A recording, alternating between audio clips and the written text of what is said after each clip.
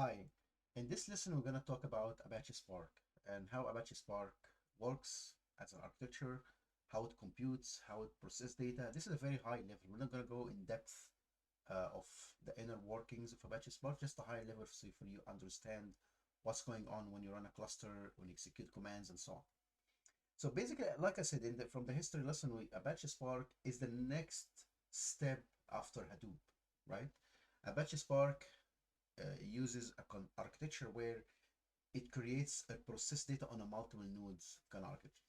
So basically, whenever you have an Apache Spark will run inside a node, right? Apache Spark follow a kind of architecture was called the leader follower architecture. And what we mean by that, whenever you create an Apache Spark cluster to process your data will be stored on data will be you're gonna first have a cluster node called the driver node, right? And then the driver node, let's say you're gonna create a cluster of 3 nodes. So you're gonna have a driver node and 2 other nodes.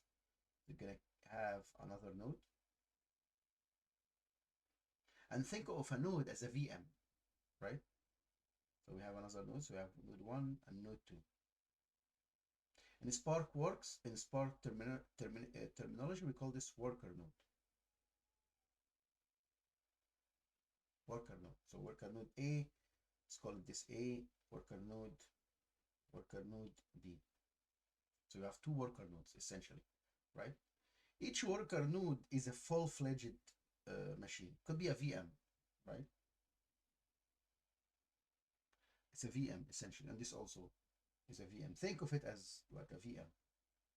So you have 3 VM. The driver node is the one where you submit your code. So let's say you created a Spark code that says spark.read dot, I don't know, CSV, and then you put the pass here and blah blah blah, and then you click run, you hit the run button. So what Databricks will do, Databricks will package this code and send it to the driver node. The driver node in turn will send this code to the worker nodes, right? Each worker node has an executor. We call it an executor. Executor is basically a JVM process inside the worker node. So a JVM. And it has its own caching, right? Similar here, you've got your executor, which is a JVM. There's caching, right? So the driver node will distribute your code here and there. Now your worker node will have access to the storage. Remember when we talked about detaching storage from compute? So this is your storage. You have your files, right? So your worker node essentially will start reading the data from your storage, process it, maybe store it back on the storage, right? The work that orchestrate all of this calls cluster manager.